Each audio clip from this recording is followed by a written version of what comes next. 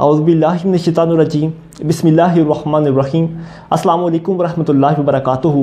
मेरा नाम आदिल शहीर। उम्मीद करता हूँ कि आप सब लोग बिल्कुल ठीक ठाक होंगे, ज़िंदगी पुरसकून और खैरोफियत और मज़े से गुजार रहे होंगे और हर गुज़रते हुए लम्हे में अल्लाह अज़्ज़ व जल की ज़ात का शुक्र अदा कर रहे होंगे। दोस्तों, आज की बात भी एक बाहिमी मुसाबकत के ऊपर ही बात है। एक मरतबा ऐसा हुआ कि हमारे फ़िज़िक्स के टीचर जो हैं, उन्होंने अपना लेक्चर देने के बाद हमें एक छोटा सा किस्सा या एक छोटी सी बात सुनाई। उन्होंने कहा कि मेरे बच्चों, याद रख लो या सुनो कि जब फ़ौज का दस्ता जो है वो जब मार्च करता हुआ किसी पुल के ऊपर या किसी पुल के करीब से गुज़रता है तो वो अपना वो दस्ता या अपना वो मार्च का डिसिप्लिन जो है वो उसे तोड़ देते हैं।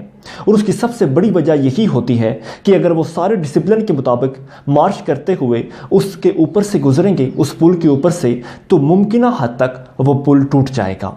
मैंने मज़ीद हैरानी से यानी कि अपने सर से सवाल पूछा कि सर कितने लोग हों तो वो पुल टूट जाएगा।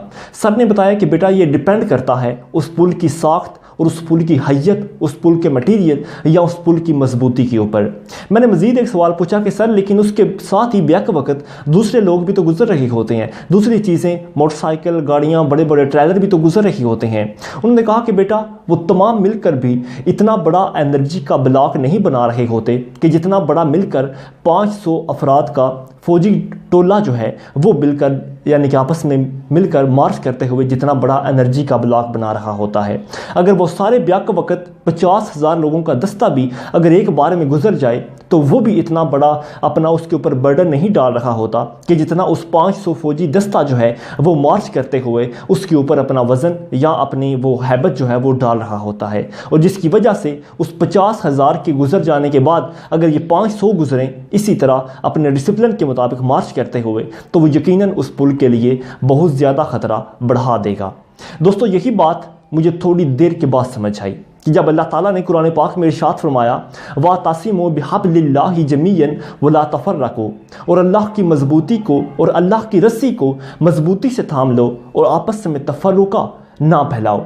दोस्तों, बिल्कुल यही वजह बनी कि जब 313 मुसलमान बदर के मैदान के अंदर उन 1000 मुशरिकीन के ऊपर भारी हो गए, उन काफरों के ऊपर जिन्होंने यानी कि अपना इतना बड़ा गिरोह भी बना लिया था और इतने बड़े दस्ते होने के बावजूद भी ये 313 मुसलमान सिर्फ आपस में इत्तफाक, आपस में डिसिप्लिन और आपस में मजबूती और बना होने की वजह से उन सब के ऊपर भारी हो गए। क्यों? क्योंकि उन सब का मकसद एक था, क्योंकि उन सब की सोच एक थी, क्योंकि उन सब की मंजिल एक थी, क्योंकि उनके दिल में अल्लाह ताला के ऊपर भरोसा था, उनका अपना भी और उनके आबाओ इजदाद का भी और उनके सारी जो हैं दूसरे साथी भी, उनके पूरे 313 गिरोह का भी उस अल्लाह अज़्ज़ व जल की ज़ात पर यकीन था।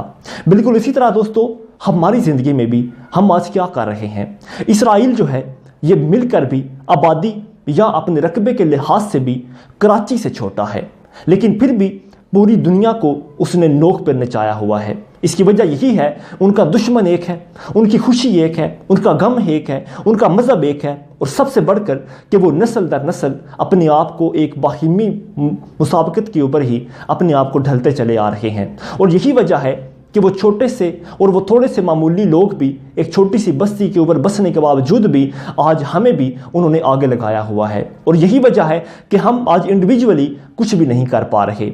आज सबका हम अपने तफरुकात में बढ़ चुके हैं, हम अपनी अपनी असम्बलियों में बढ़ चुके हैं, हम अपने अपने पार्टियों में बढ़ चुके हैं। ना किसी का मकसद एक है, ना किसी की सोच एक है, ना किसी की मंजिल एक है। और यही वजह है कि इत्तफाक में कहा जाता है कि बरकत है, और हमारे अंदर इत्तफाक दूर की बात बल्कि बरकत कहाँ से आएगी। और बिल्कुल इसी तरह वो छोटा सा मुल्क जो है वो अपनी उसी बराबरी और अपनी उसी जो है इत्तफाक को थामे हुए आज हमें एक डंके की नोक पर आगे नचाता चला जा रहा है।